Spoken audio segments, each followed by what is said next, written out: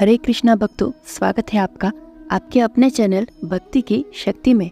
आज हम जानेंगे कार्तिक मास व्रत कथा का 9वां अध्याय। तो आइए शुरू करते हैं। इधर वृंदा ने स्वप्न में देखा कि उसका पति सारे शरीर में तेल लगाकर भैंसे पर सवार होकर दक्षिण दिशा की ओर प्रेतों के साथ जा रहा है। यह स्वप्न देखा उसे बड़ी चिंता हुई और अटारी तथा गौशाला कहीं भी विश्राम नहीं मिला। तब वह एक वन से दूसरे वन में चली गई। वहां वृंदा ने सिंह जैसा मुख वाले 2 राक्षस देखे। उन्हें देखते ही वह डर के मारे भागी। आगे जाकर उसने शिष्य सहित एक तपस्वी मुनि को देखा और उनसे अपनी रक्षा के लिए कहा। उसकी प्रार्थना पर मुनि ने अपनी एक हुंकार से उन राक्षसों को भगा दिया। तत्पश्चात वृंदा ने मुनि से विनयपूर्वक कहा कि हे महाराज, मेरे पति जालंधर तथा महादेव जी में घोर युद्ध हो रहा है। उसमें किसकी विजय होगी, कृपा करके बताइए, क्योंकि आप तो सर्वज्ञ है। यह सुनकर मुनि ने ऊपर को देखा। उसी समय 2 बंदरों ने आकर मुनि को प्रणाम किया और मुनि के संकेत पर वे दोनों बंदर वहां से चले गए। फिर थोड़ी देर बाद वे दोनों आकाश की ओर से आए और उन्होंने वहां जालंधर दैत्य का सिर और धड़ लेकर फेंक दिया। वृंदा अपने पति के मृत शरीर को देखकर बहुत दुखी हुई और रोने लगी। तत्पश्चात मूर्छित होकर पृथ्वी पर गिर पड़ी। मुनि ने अपने कमंडलू से उस पर जल छिड़का तो उसे चैतन्यता आई। तब वह पुनः विलाप करती हुई मुनि से बोली कि हे महाराज, जिसने देव, गंधर्व और विष्णु सहित तीनों लोकों को जीत लिया है, वह शिव के हाथों से कैसे मारा गया? हे मुनि, आप बड़े सामर्थ्यवान हो, किसी प्रकार मेरे पति को फिर से जीवित कर दीजिए। तब मुनि कहने लगे, शिव जी के हाथ से मरे हुए को कौन जीवित कर सकता है, परंतु फिर भी तुम पर कृपा करके हम इसको जीवित कर देते हैं। ऐसा कहकर मुनि अंतर्धान हो गए और जालंधर जीवित होकर वृंदा के साथ प्रेम लाभ करता हुआ आलिंगन करने लगा। वृंदा भी अपने पति के वेश में विष्णु के साथ उस वन में रमन करती रही, परंतु एक दिन मैथुन के पश्चात अपने पति के वेश में विष्णु को देखकर वह अत्यंत क्रोधित हुई और श्राप देती हुई बोली कि तुमने मेरे पतिव्रत धर्म को नष्ट किया है, इसलिए मैं तुमको श्राप देती हूँ। निश्चित ही वह कपटी मुनि तुम ही थे और तुमने जो 2 राक्षस कपट के बनाए थे वही कालांतर में तुम्हारी स्त्री का हरण करेंगे, और जो तुम्हारा शिष्य था वह बंदर रूप धारण कर तुम्हारी सहायता करेगा। फिर कहा कि तुम शिला और पत्थर के हो जाओ।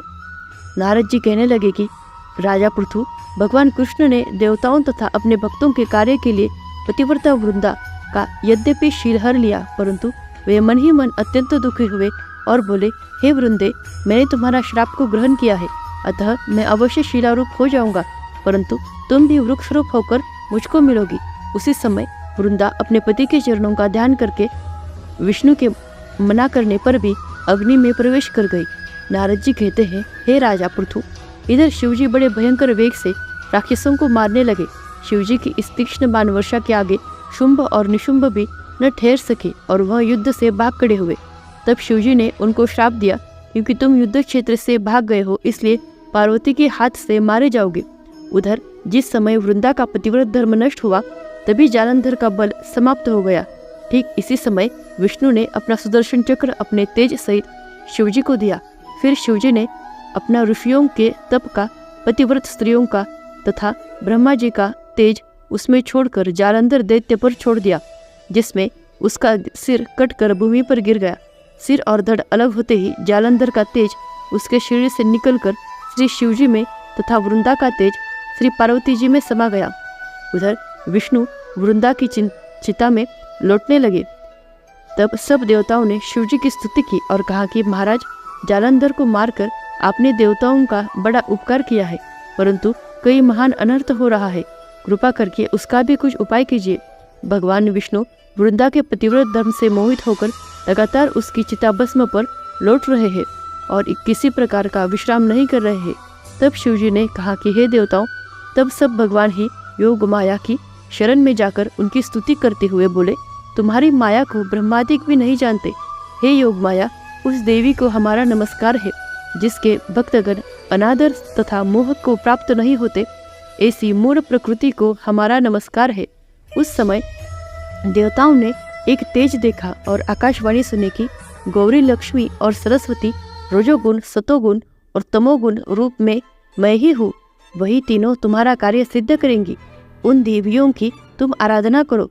फिर उन तीनों देवियों ने प्रकट होकर 3 बीज दिए और कहा कि इन तीनों बीजों को जहाँ पर विष्णु में जाकर बो दो और अपना कार्य सिद्ध करो।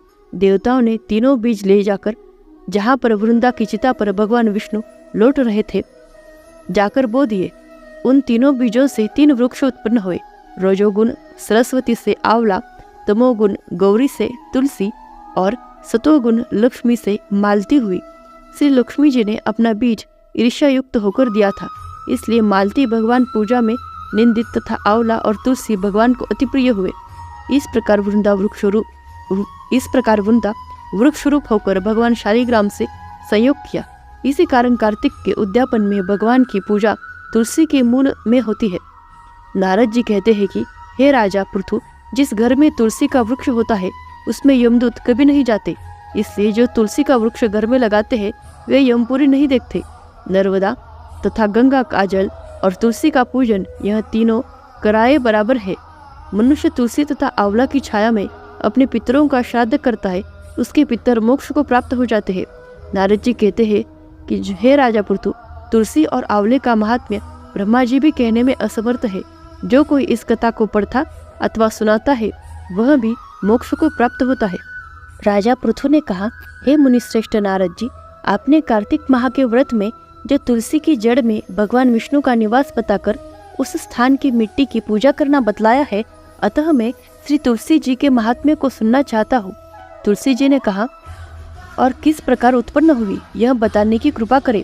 नारद जी बोले, हे राजन, अब आप तुलसी जी की महत्ता तथा उनके जन्म का प्राचीन इतिहास ध्यानपूर्वक सुनिए। एक बार देवगुरु बृहस्पति और देवराज इंद्र भगवान शंकर का दर्शन करने कैलाश पर्वत की ओर चले। तब भगवान शंकर ने अपने भक्तों की परीक्षा लेने के लिए जटाधारी दिगंबर का रूप धारण कर उन दोनों के मार्ग में अवरोध उत्पन्न किया।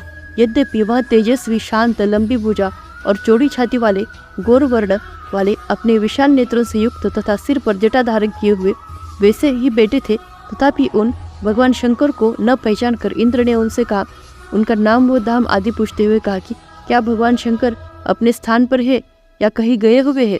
इस पर तपस्वी रूप भगवान शिव कुछ नहीं बोले। इंद्र को अपने त्रिलोकीनाथ होने का गर्व था। उसी अहंकार के प्रभाव से वह चुप किसी प्रकार रह नहीं सकता था।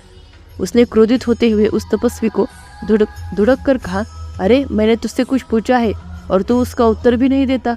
मैं अभी तुझ पर वज्र का प्रहार करता हूँ, फिर देखता हूँ कि कौन तुझ दुर्मति की रक्षा करता है। इस प्रकार कहकर जैसे ही इंद्र ने उस जटाधारी दिगंबर को मारने के लिए हाथ में वज्र दिया, वैसे ही भगवान शिव ने वज्र सहित इंद्र का हाथ स्तंभित कर दिया और विकराल नेत्र कर उसे देखा। उस समय ऐसे प्रतीत हो रहा था कि वह दिगंबर प्रज्वलित हो उठा है और वह अपने तेज से जला देगा।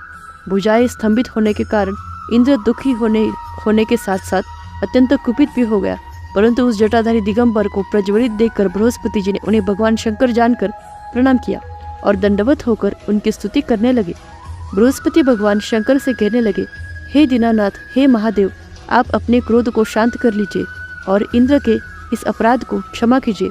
बृहस्पति के यह वचन सुनकर भगवान शंकर ने गंभीर वाणी में कहा, मैं अपने नेत्रों से निकाले हुए क्रोध को किस प्रकार रोकूं। तब बृहस्पति ने कहा, हे भगवान, आप अपना भक्तवत्सल नाम सार्थक करते हुए अपने भक्तों पर दया कीजिए। आप अपने इस तेज को अन्यत्र स्थापित कीजिए और इंद्र का उद्धार कीजिए।